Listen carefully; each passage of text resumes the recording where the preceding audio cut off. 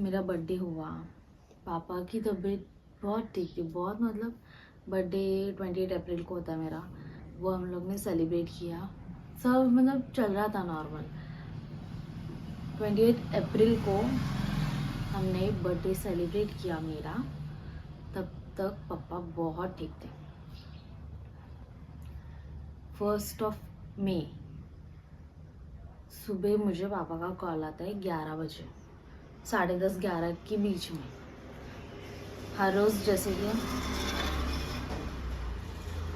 जैसे कि कॉल आता ही था उनका, तो 10:30-11 के बीच में मुझे कॉल आता है पापा का, और मुझे पूछते बेटा क्या कर रही हो। तो मैंने कहा कुछ नहीं, ब्रेकफास्ट बना रही हूँ। तो पापा कहते ठीक है क्या बना रही हो। तो मैंने बोला मेथी की सब्जी और चपाती रेडी है, बाकी सारा बाद में करूँगी। तो पापा मुझे कहते हैं ठीक है वो लेके आ यहाँ पे, और यहाँ पे ही लंच करते हैं हम लोग सब। तो मैंने कहा ठीक है, थोड़ा बहुत है, वो सारा कुछ समेट के हाफ एन आवर में आती हूँ। हाफ एन आवर के अंदर ही मैं तो आ गई, और जैसे ही मैं घर पे आती हूँ, पापा सोए थे। नॉर्मली मम्मी, सुबह का टाइम था, मम्मी अपना काम कर रही थी, पापा ऐसे ही सो रहे थे, और गए भी नहीं थे उस दिन। कुछ था क्या पता नहीं मुझे, हॉलीडे था कि क्या था याद नहीं मुझे, पर थे घर पे। और मैं जैसे कि हम लोग आते घर, मैं और शेरी हम लोग दोनों आए घर पे, और पापा को मैं उठा रही हूँ कि चलो अभी हम सब नाश्ता करते हैं। तो पापा बोल रहे नहीं तू कर ले, चेरी को तू खिला, फिर हम लोग करते। तो मैंने कहा ठीक है। तो 5-10 मिनट अभी बैठे हम लोग बातें कर रहे हैं, मैं मम्मी पापा, और अचानक पापा बोलते हैं कि मुझे कैसे हो रहा है, वॉमिटिंग जैसी फील हो रही है, और वॉशरूम गए और उनको ब्लड लॉस हो। मतलब मैं बता भी नहीं सकती आपको कि सिचुएशन क्या थी।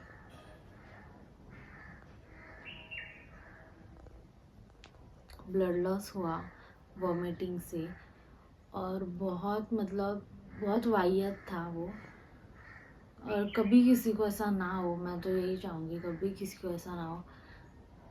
पापा को मतलब हुआ 1-2 बार वॉमिट, और फिर आके बैठ गए। तो मैंने बोला कुछ खा लो, थोड़ा सा अच्छा गया। तो पापा बोल रहे नहीं मन नहीं, मैं थोड़ी देर के बाद खाता हूँ।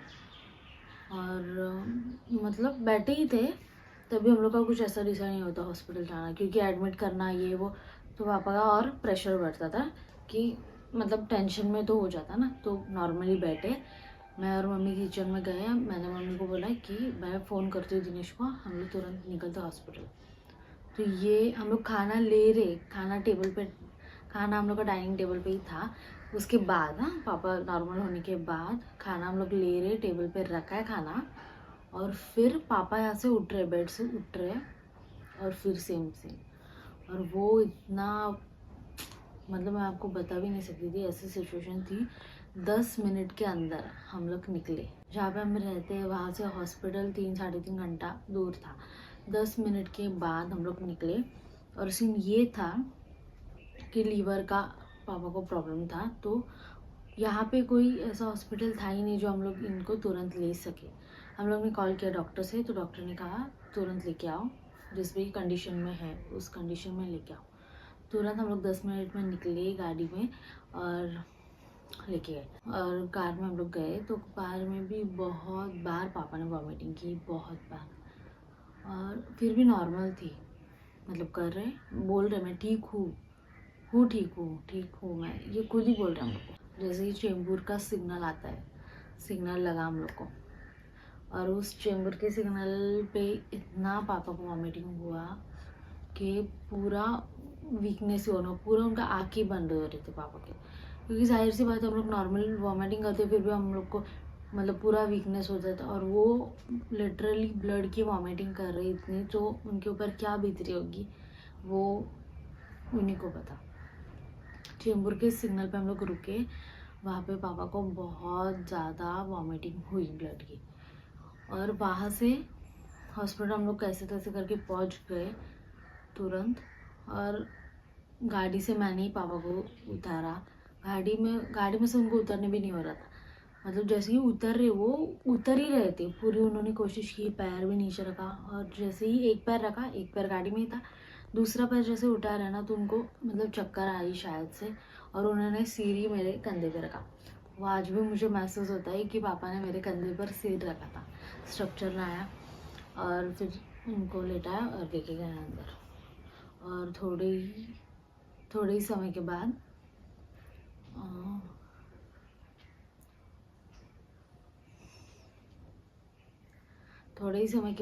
मतलब हुआ, रुक के सब नॉर्मल था, वॉमिटिंग वगैरह सब रुक गई। पापा भी थे, नॉर्मल बात कर रहे थे। मेरे पास वो वीडियो क्लिप है जो पापा मेरे से बात कर रहे हैं। वो क्या बात कर रहे हैं वो मैं म्यूट करके शायद से डालूँ भी, तो वो मेरे पास है टचवुड। मैंने वो क्लिप लिया क्योंकि मतलब मुझे ऐसा लगता है कि सारे मेमोरीज में कैप्चर कर लूँ। और पापा नॉर्मल थे, जब नॉर्मल हुए तब मैंने वीडियो उनकी ली थी चुपके से, वो है मेरे पास अभी भी।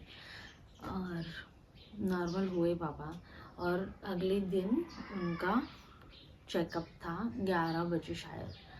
तो अगले दिन 11 बजे हमको डॉक्टर बताने वाले थे कि अब आगे की प्रोसीजर क्या होगी, क्योंकि वॉमिटिंग तो रुकी थी। और उनको कुछ देने नहीं बोला था क्योंकि सुबह कौन सी तो टेस्ट थी शायद से, इसलिए कुछ देने नहीं बोला था। तो नॉर्मल चाय biscuit and coffee and all तो हम लोग दे रहे थे पापा को। वो भी तुरंत नहीं, क्योंकि सलाइन एंड ऑल जो चालू थे रात को देने को बोला जब उनको भूख लगी। वो हमको बोलने लगे पापा करीब 1-1:30 बजे के भूख लगी है मुझे थोड़ी थोड़ी। तो डॉक्टर साहब ने पूछा, उन्होंने कहा चाय बिस्किट दे दो, तो हमने चाय बिस्किट दे दी। जब नॉर्मल हुए पापा, तब जब मैंने वीडियो लिया तब मुझे पापा मुझे बोल रहे वो कि चेरी को चिल्ला मत।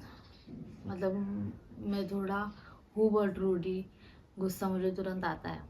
तो पापा मेरे को बोल रहे कि चेरी को चिल्ला मत, उसका ध्यान रख, मम्मी का ध्यान रख।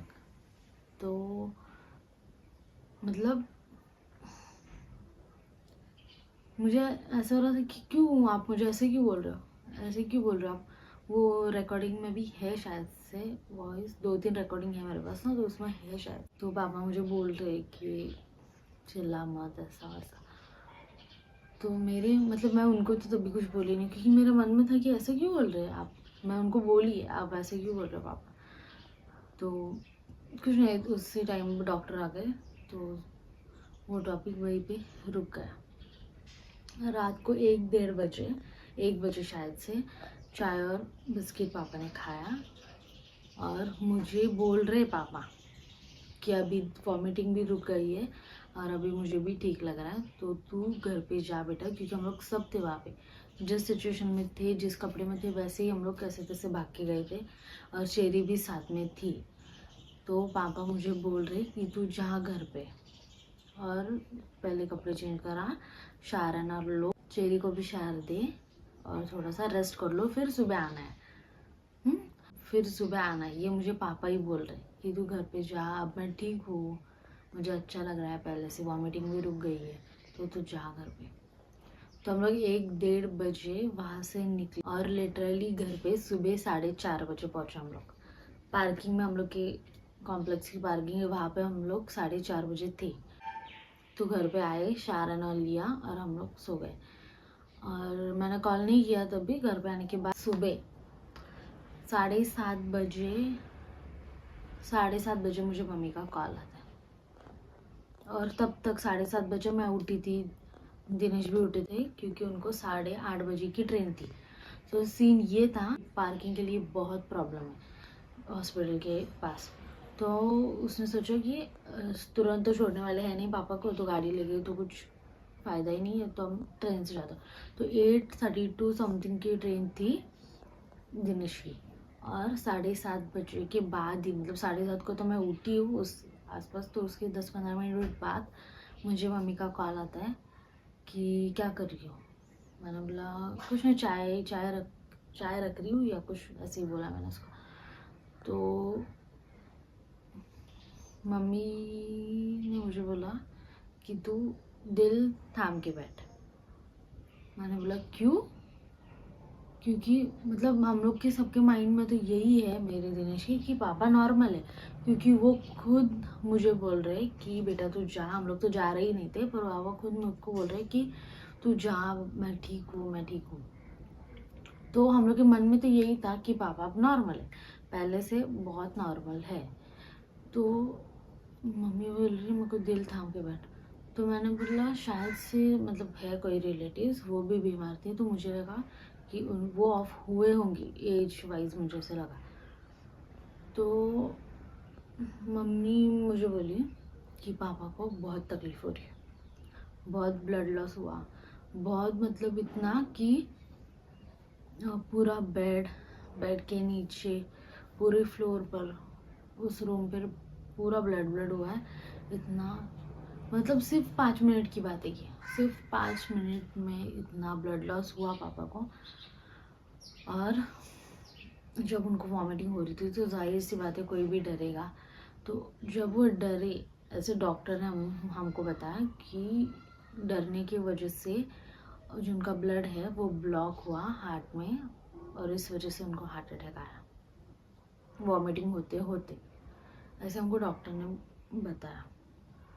और मम्मी ने मुझे तब भी कुछ नहीं बताया, ये सब होने के बाद भी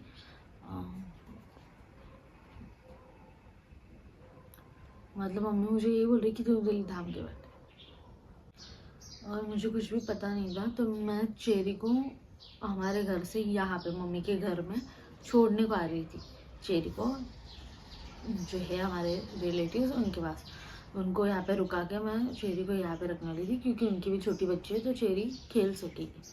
तो चेरी को मैं यहाँ पे छोड़ के मैं जाने वाली थी हॉस्पिटल, जो भी है जैसे भी। तो मम्मी तो मना ही कर रही थी मैं आ रही हूँ, तो मैंने भी बहुत गुस्से से बोला था।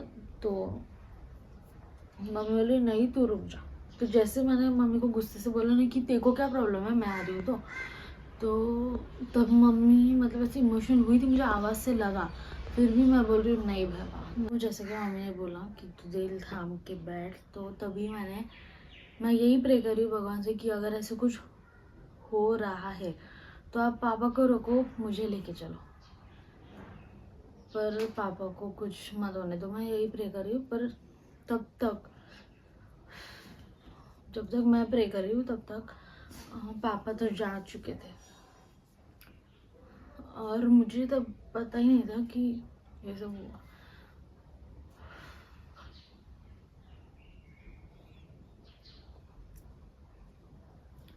और जब मैं चेरी को छोड़ने को आ रही थी मम्मी के घर पे, तो हम लोग की ये सोसाइटी के लोग सारे अच्छे, सारे कोऑपरेटिव है, और सिचुएशन में हम लोग साथ में रहते हैं। तो जैसे कि मैं आ रही हूँ, ये सबको मतलब ये जो लोग हैं नेबर्स, उन सबको पता था, पर मुझे पता नहीं था। तो जैसे मैं घर पे आ रही हूँ तो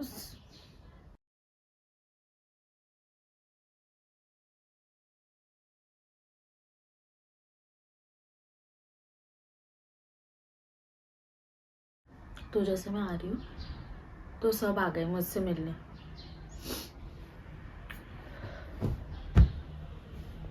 सॉरी।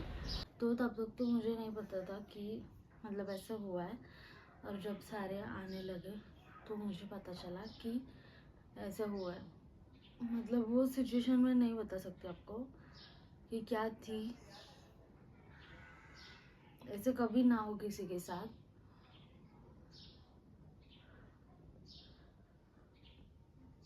और मेन बात तो मुझे यहाँ पे रोना नहीं है, क्योंकि जब मैंने ब्लॉगिंग स्टार्ट किया था, जब मैंने पापा से बात की थी, कुछ भी सिचुएशन हो, कुछ भी हुआ हो, तो हम लोग सबसे पहले घर में बात करते हैं, फिर वो चाहे मेरी गलती हो या सामने वाले की गलती हो, जो भी हो। और पापा तो टचवुड मेरे बहुत करीब थे, बहुत करीब, मतलब इतने करीब थे कि मैं आपको बता भी नहीं सकती थी। कुछ भी हो, भले मेरी गलती है तो भी मैंने पापा को बताया कि ऐसा ऐसा हुआ है, या मैंने ऐसे ऐसे किया। तो पापा बहुत करीब होते हैं बेटियों के, और मैं रोई भी नहीं हूँ। मेरा मन अभी तक 4 महीने हुए, पर अभी तक मेरा मन भी बहुत भरा हुआ है, और मैं बात भी नहीं करती उस टॉपिक के ऊपर। और मेरा मन एक्सेप्ट ही नहीं कर रहा कि अब पापा नहीं रहे। मतलब अभी भी ऐसा लगता है कि अब दरवाज़ा नॉक करेंगे, अब आवाज़ देंगे, बेटा बेटा। बहुत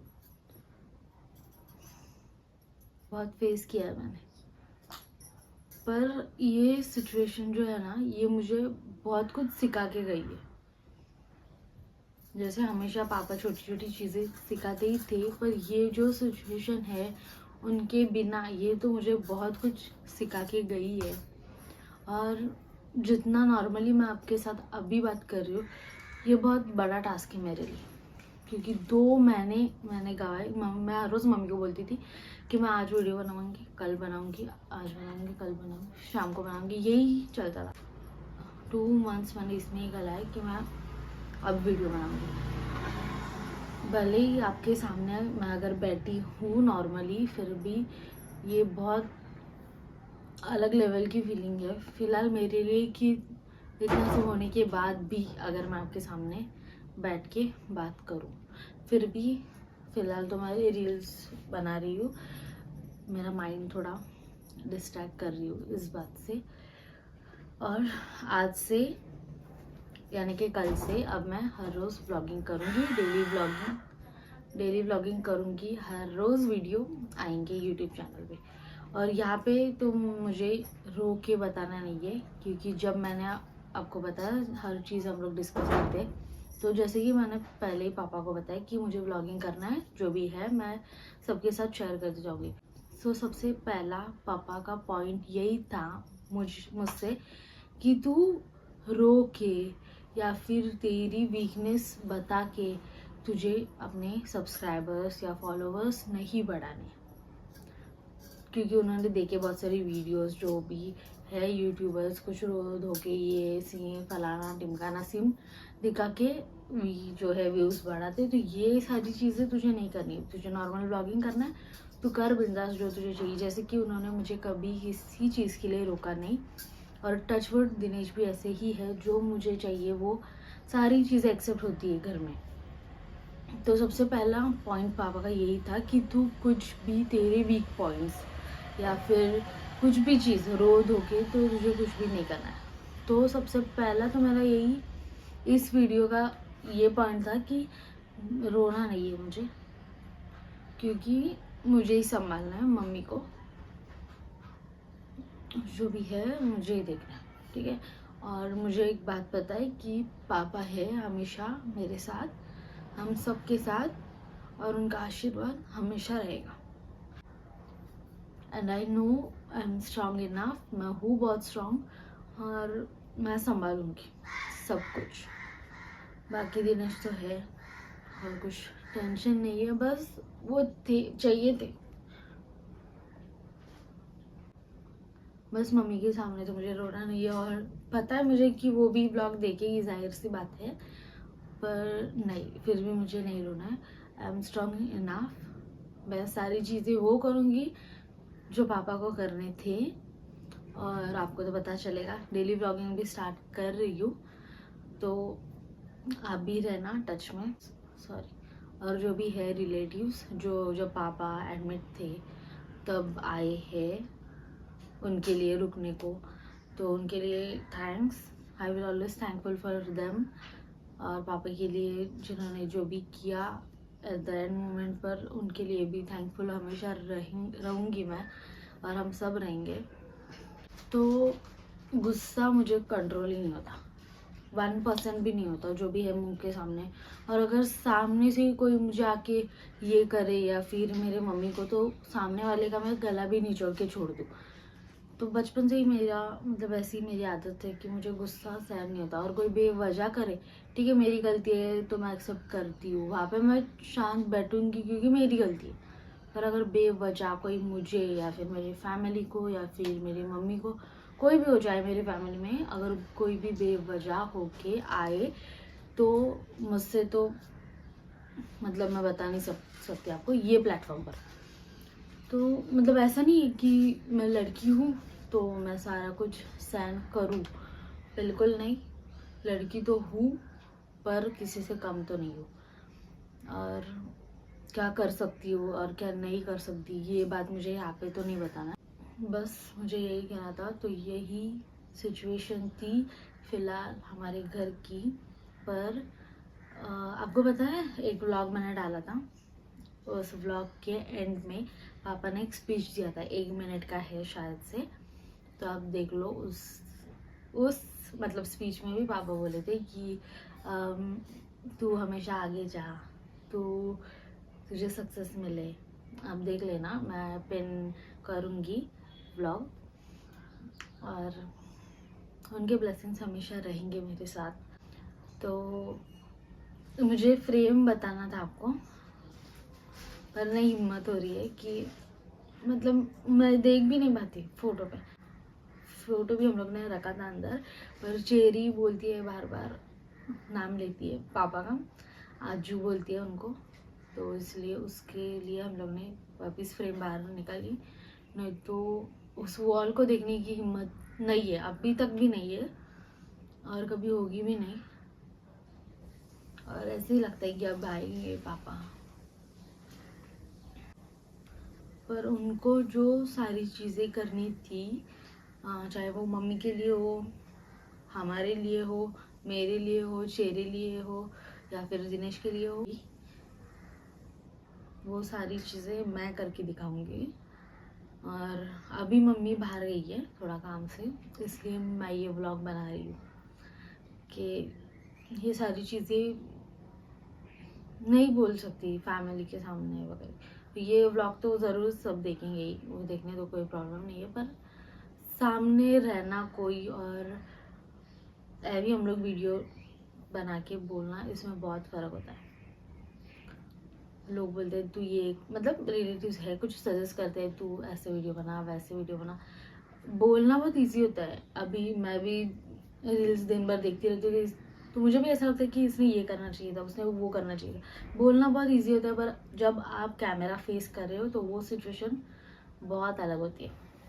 तो ठीक है, कोई ना, कमेंट्स तो फिर रहते ही है मेरे। एक्सेप्ट नहीं होती चीज़ें कि पापा नहीं है, पर कर रही हूँ मैं धीरे धीरे एक्सेप्ट कि अब मेरे पापा ही मेरी मम्मी है और मम्मी है मेरी मम्मी। वो भी नहीं बताती कुछ व्लॉग्स में, वो व्लॉग्स में लाऊंगी मैं मम्मी को, कुछ बोलती नहीं है पर समझ आता है सारी चीज़। तो मैं यही देखती हूँ कि मम्मी का माइंड डिस्ट्रैक्ट हो, कि वो याद ही ना करे पापा को। फिर भी आती है याद, चेरी की वजह से थोड़ा टाइम मम्मी का भी स्पेंड होता है बहुत अच्छा। तो यही सारी चीज़ें थी जो मुझे आपके साथ बतानी थी। तो व्लॉग आएंगे, डेली व्लॉग्स आएंगे जो भी है, ठीक है।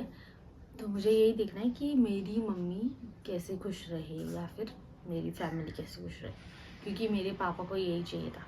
तो चलो, थैंक यू, डेली व्लॉग्स आएंगे, तो बाय।